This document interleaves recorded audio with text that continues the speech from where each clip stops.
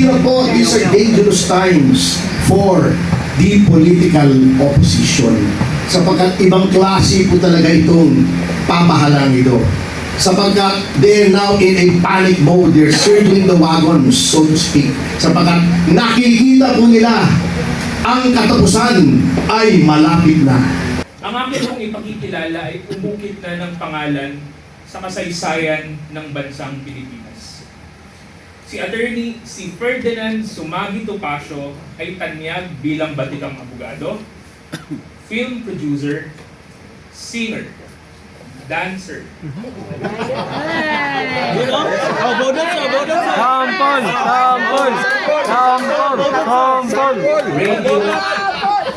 Radio anchor, writer, friendly kapitbahay, comedian dahil sa random jokes and so on. Ang kanyang pangalan ay ironic lang, ay isinunod sa Presidente Ferdinand Enrile Marcos. Yun, no? Dahil pinanganak siya nung unang termino ng dating Pangulo. Hanep, kahanin niya ang pangalan ni Ferdinand Bongbong at Ferdinand Martin, no? Change name. Nagtapos ng bachelor's degree in English sa San Sebastian College at kumuha ng law, honorable mention sa UE noong 1992 at nakapasa sa kaparehong taon. Unang naging speechwriter ni then Vice President Laurel. Naging legal counsel ni then Manila Mayor DLG Secretary Alfredo Lim at counsel din ni President Erap at President Gloria Macapagal Arroyo. Pinagtatanggol niya ang mga maliliit bilang isa sa pinuno ng Citizens Crime Watch na partner ng ating law enforcement agency para labanan ng krimen, i-promote ang safe na komunidad at advocate ng hustisya sa paglaban ng korupsyon sa bansa. Perfect sa pulisiya ng dating Pangulong Rodrigo Roa Duterte. Palagi natin siyang napapanood sa media dahil sa kanyang mga high-profile cases na hinahawakan. Pero siya din po ay tagapagtanggol ng mga maliliit mula sa pamilya ng SAP-44 sa Mama sa Panoclash na kumitil sa buhay ng 44 na bayani at pati na hanggang ngayon ang mga magulang ng mga namatay na bata sa issue ng Denbaksya. Counsel din po si Atty. Topacio ni Mang Laureo Visconde sa kaso ng Visconde Massacre na yumanig sa buong bansa. Si Idol Ferdy ay matagal na pong lumalaban sa katiwalian sa bansa.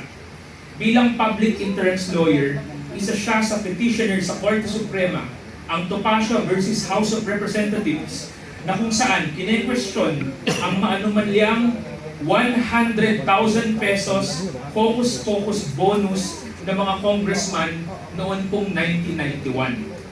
Idol, ngayon may inflation. Sabi nga sa expose ni Congressman Leviste, 2 million na per congressman ang Christmas bonus. Si Atty. Topacio ang perfect example ng katagayan ay quote, small but terrible. As it describes someone might be small physically, but surprisingly impactful, powerful, katulad ni General Napoleon ng France. Kung susubaybayan po natin ang career ng taong ito, maaaring controversial sa iba, pero di maikakaila na talagang kahanga-hanga. Ang nagpabilin po sa amin, alam ko sa ating lahat, ay parang wala lang ang mga ito sa kanya dahil madalas ay nakikipagbiruan pa po sa atin. Very down to earth talaga. Nung nasa Davao po kami ng ilang araw, siya po ang nag-a-adjust. Siya po ang nagbubukas ng pinto, nagsasandok ng ulam sa aming lahat. Maliit na bagay sa iba pero kahanga-hanga. What I like about him ay kanyang pong pagiging totoong tao. Sa totoo lang, no filter or anything, walang sugarcoat. Kung sino po siya sa camera, ay yun din po siya sa totoong buhay.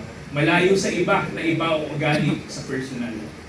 Dahil siguro sa kanyang colorful personality, mabilis mag-isip, magaling magsalita, kaya perfect maging spokesperson ng PDP at sa mga susunod na panahon, kung i-adya po ng panahon, baka naman sa 2028. O, Senador, o. O, Senador Topacio.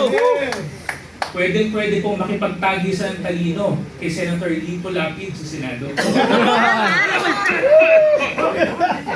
Alam ko po, Chair Al, no, hindi po tayo mapapahiya. Kaya ladies and gentlemen, tumayo po tayo, palakpakan po natin, Attorney Ferdinand Topacio. Ang bagong senador ng Pilipino. Topacio! Topacio! Topacio! Topacio! Thank you. Tinatawagan ko po muli sa harapan si Attorney Ferdinand Topacio, ang ating PDP Laban spokesperson para sa kanyang mensahe para sa kanyang sinampaang pangako sa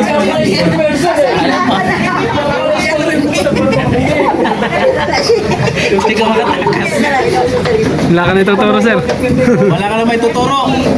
Sir, ikaw pala may tuturo eh. Love you! Magandang tanghali po sa inyo lahat.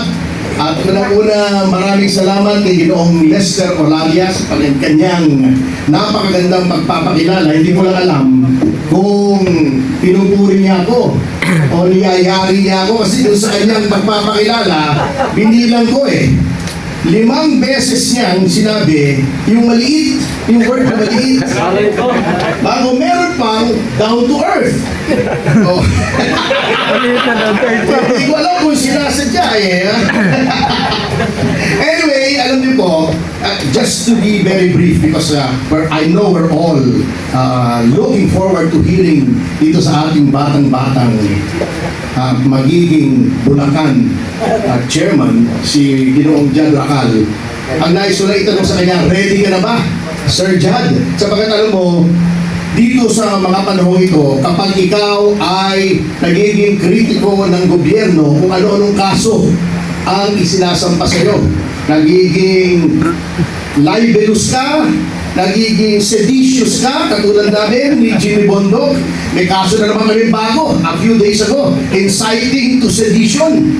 Sabi ko, kung inciting to seduction, baka maniwala pa sila eh. Pero inciting to sedition, mahirap yan. Oo, kita nyo naman ang nangyari kay Leandro Leviste. Naging kritiko na ng gobyerno, pinatawa na ng multang 24 billion. Iimbestigahan pa ng ombudsman. So napakahirap po, these are dangerous times for the political opposition. Sapagkat ibang klase po talaga itong pamahalang ito.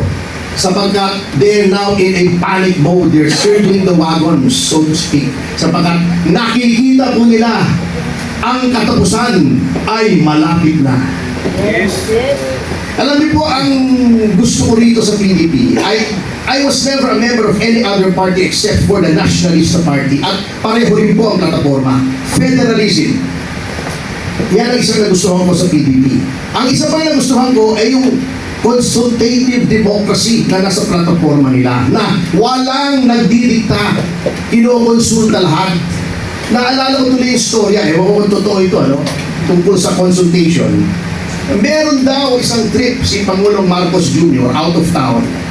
So, nandun sila sa isang helicopter. Nung pababa na sila, nakita nila, maraming tao, inaabangan si Pangulong Marcos Jr. Sabi ni, may mga kasama siya, yung mga miyembro ng gabinete niya. Kasama doon si Larry Gadon. Nandun sa helicopter. Sabi ni Larry Gadon, Mr. President, meron akong 1,000 pesos dito. Ihagis kaya natin sa bitana. Yung makakapulot noon, may isang magiging masayang Pilipino ngayong hapon na ito. Sabi ni Larry Gadon. Sabi ni Ralph Recto, mali ka, Larry. Ito, 2,500 piso. Ihulog natin sa helikopter. 2 Pilipino ang matutuwa. O, di ba? Hindi lang isa, 2. Pumasok yung isa pang gabinete, si Sam, si Anton Landomeo. Mali kayo pareho. Ito, ititig-isang piso ko rito. Hulog nyo natin sa bintana ng helikopter. 10 Pilipino ang matutuwa. O, mas marami. Pumasok si Amy, sabi niya, mali kayo lahat eh. Yung kapatid ko, ihulog nyo, lahat ng Pilipino matutuwa.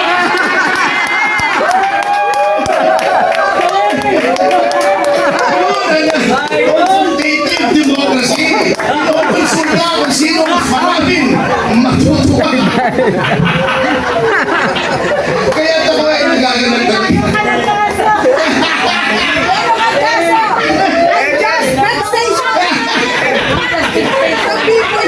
Tawag yan, attempted murder. Mga i-planner tayo ni Claire Castro.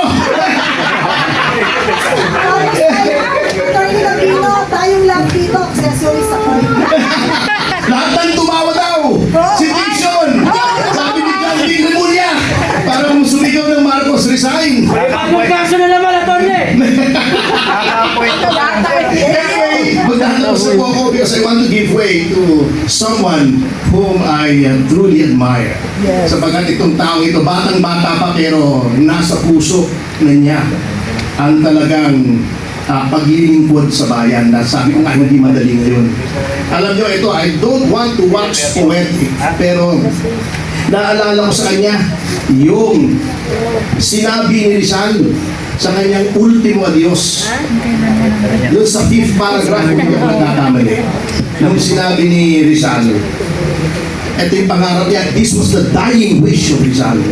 Nung sinabi niya, mis sueños cuando apenas muchacho adolescente, mis sueños cuando joven ya llena de vigor, fueron al verde envío del mar del oriente, secos los negros ojos, alta la tersa frente, sin seños, sin arrugas, sin manchas de rubor. Hindi na itindihan, ano? Tatanong sa likro. Sabi niya, the dream of my life, my ardent life's craving, is to see you one day, O pearl of the Orient seas, riding high with freedom blowing in thy breeze, without fear, without doubt, without any trace of shame. Ito mga ganitong tao ang magbubura ng kahihiyan na nararamdaman nating lahat pagka sinasabi natin ngayon, lalo na sa ibayang dagat, ako'y Pilipino, iba yung tingin sa inyo natin ngayon eh. Napakasama ng tingin sa mga Pilipino ngayon, hindi katulad ng panahon ni Tatay Digong. Na pag sinabi mong, ako'y Pilipino, President Duterte. Ngayon, ako'y Pilipino. Iba tingin talaga. So, I'm very happy to serve without any expectation of recompense, without any quid pro quo. Maglilingkod lang po tayo ng walang kapalit, katulad ni John Racal. Kaya without further ado, I would like to welcome to the fold Mr. John Racal. Palakpakan po natin.